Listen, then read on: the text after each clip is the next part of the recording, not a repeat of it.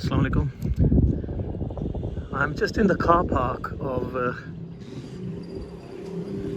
Khewra salt mines. The famous pink salt. I don't know how many places in the world that is available, but certainly this is one of the places for the pink salt, the sources of the pink salt. So I'm just going to, once I go inside, see. Apparently there is somebody who's going to show us around, but whether he does or not, we'll have a look around, and I'll keep you posted what's here. So now we're just through the main entrance, and it's good to see that they've created some. I know it's very hot at the moment, so there are no children there, but they've got like a bit of a kids park there, and we're heading towards. I think it must be towards the entry to the mines or something. There's that little. Well, they're calling it a train. I don't think it's on our tracks, but it's like a train there. So we're going to go on that. And I think that takes us in towards the mines. But yeah, something different, huh?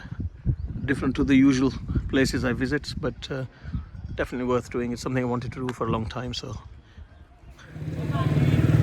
oops, I told a lie. It actually is on tracks. So that's the train that's going to take us inside. You can see the entrance there. You see the tunnel that we're going to head through. So that's the entrance we've come through. We've come quite a far distance, as you can see, heading in deep into the mine now. It's the entrance to one of the mines. He told us there's 11 platforms effectively, and we're on the 6th one, and we're going to head down there. Apparently this is the second largest salt mine in the world. The first one is in Poland, in Krakow. This was discovered 323 years before Christ, I believe, he says, at the time of Alexander the Great. And when his armies came here and when the horses started licking the mountains, then they thought there's something different about this. And that's when it was basically discovered. People with a type of asthma also come here, and they come and spend 8 hours in a day in these rooms here, and then during the night obviously they go back to the hospital. And they said it is just breathing in this natural air helps with the people who suffer from asthma. So we're just having a walk through one of the mines here, and let's see different types of salt from here.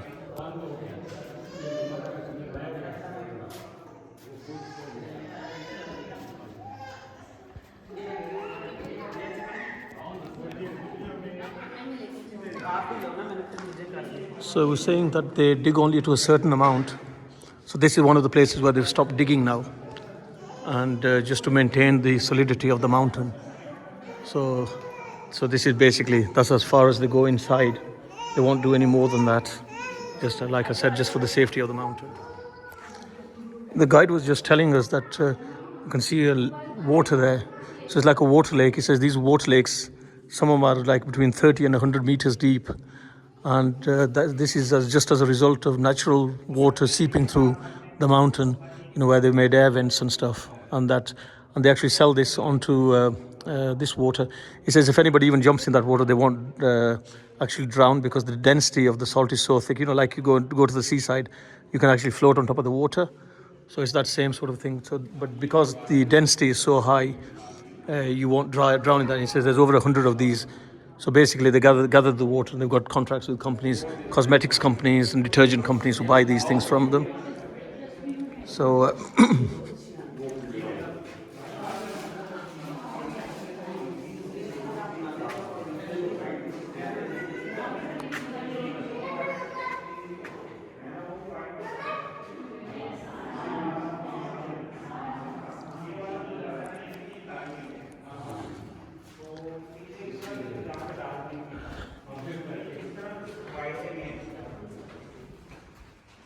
yes, another one of those lakes here you can see.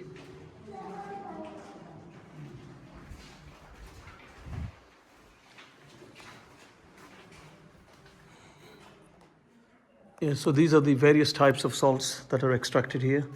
So these are the, as you can see from the colors anyway, basically pink salt and various. It's told us that there's no difference in them in terms of quality. Everything is just that some of it is ground and some of it is still in rock form. There's black salt there, but that's not usable in that form. Pink salt, as you can see, some more black white salt. So various types. This almost looks like ice, doesn't it? Yeah, quite interesting. These are a couple of natural mountains which are being now created from the droplets of water. You can probably see you can see in there, it looks like icicles. They're not actually icicles. If I zoom up a bit, see. So they're not icicles, they're just as the water seeps through the mountain, through various. So we're just saying that this one here, that one we just saw, and then this one again, this is just a natural formation. So obviously where you get more water coming through, it creates these. This is, yeah, so the stalagmites, that's the word I was looking for, which I couldn't remember. That's what they are. The ones which go from the, well, it tells you there anyway, so I won't read it. So that's what's actually happening.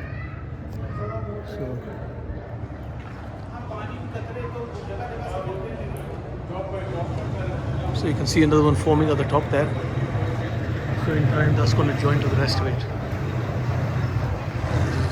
You can see Minar-e Pakistan there.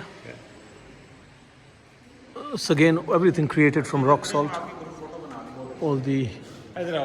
Everything is created from that. So they've got quite a few things like this. So just going to get a photo done here, and then so they made it into a decent, like a day out. This is another one of those salty ponds or the salty lakes, and when you look at it, you can actually see. So the water is actually, see that. So the water is actually clear, but because it looks dark at the back because there's no light. But it says the water, when you pull it out, it's just clear water, but it's like almost, just 100% salt.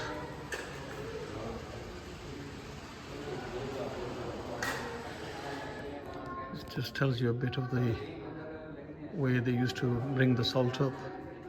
And you can see, it's just like basically a bit like coal mining in it, but except it's salt mining. So you've got the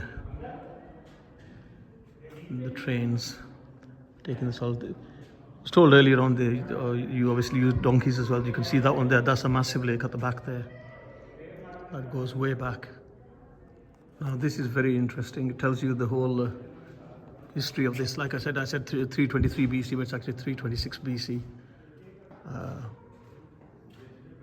Discovered by licking of our crop salt by the horses of Alexander the Great, who fought battle with Raja Porus 326 BC. So that's how it was discovered. And then A.S.P. Khan, local leader of Khewra, informed the King Akbar that great about the existence of salt deposit in Khewra. So 1500 AD. So that's when mining actually started.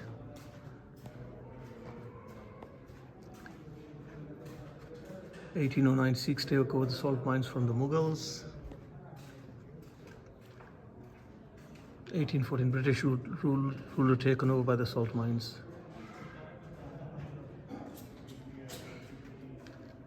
So, it's a bit of history there to the present day. Interesting.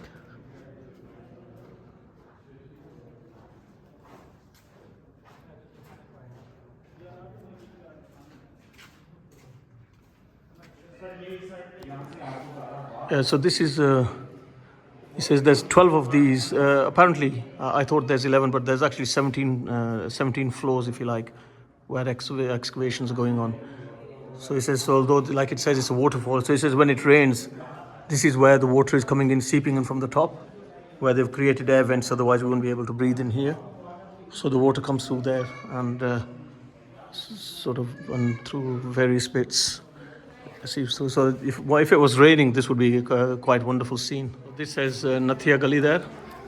I'm just going to have a walk through. So again, just keeping my head low.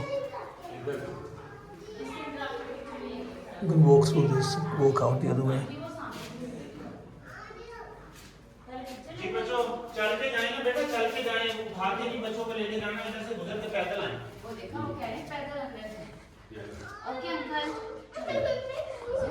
It looks like they're taking it this further.